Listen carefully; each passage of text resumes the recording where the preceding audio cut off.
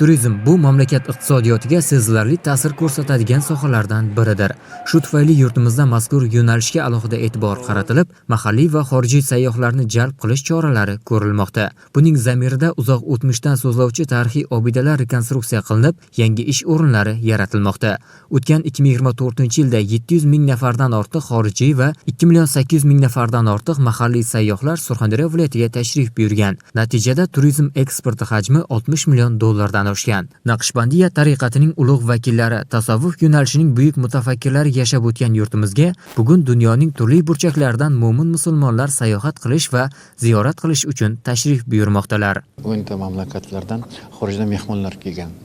Bular Naqshbandiyaga qiziqadiganlar, musulmon davlatlardan ziyorat uchun kelgan.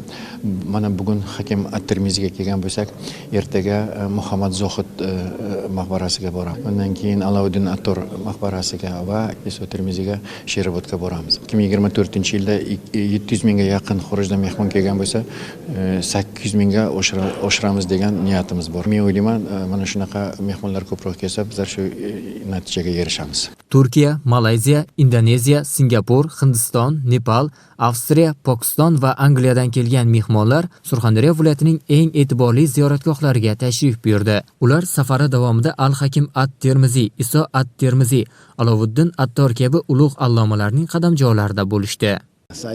Indoneziya davlatidan keldim. Bugun Naqshbandiya tariqati bo'yicha ko'plab ma'lumotlarga ega bo'ldik. Ayniqsa, Surxondaryo qiziqarli sayyohlik maskani bo'lib, bu yerda O'zbekistonga xos bo'lmagan arxitekturani, qadimiy davrning rang-barang binolarini ko'rib, ushbu hududning noyob, o'ziga xos madaniyati bilan tanishdik. Ilm-fan tamadduniga munosib hissa qo'shgan allomalar zamini hamdir bu voha. O'zbekiston menda katta taassurot qoldirdi.